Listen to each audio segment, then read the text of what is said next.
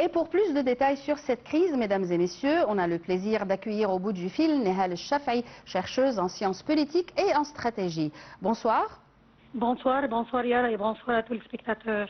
Alors, à votre avis, quelle est la portée politique et stratégique de la reconnaissance du Somaliland par Israël et quelles en sont les implications pour l'équilibre des forces et la stabilité dans la Corne de l'Afrique? Alors, il faut d'abord comprendre que c'est un précédent assez dangereux et d'un effet très négatif. En effet, cela remet en cause le principe fondamental de l'intégrité territoriale des États qui est au cœur du système international et de la Charte des Nations Unies. En même temps, cela ouvre la porte à la légitimation d'entités séparatistes en dehors de tout cadre juridique international. Oui. Ça va? Alors, cette décision peut vraiment aggraver les tensions internes en Somalie et encourager d'autres mouvements séparatistes, ce qui complique encore la stabilité dans une région déjà fragile. Il faut bien souligner que la Somalie occupe une position stratégique majeure à la jonction du détroit de Bab el-Mandeb de la mer Rouge. Donc, sa stabilité est cruciale pour l'équilibre sécuritaire et maritime dans toute la Corne de l'Afrique. Avec vous.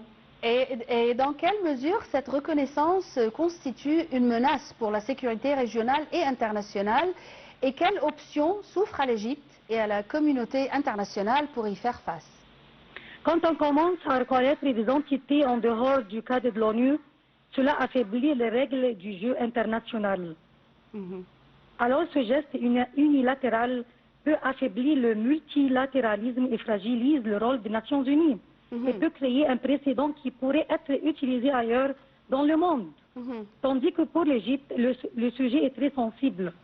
Cela a un impact direct.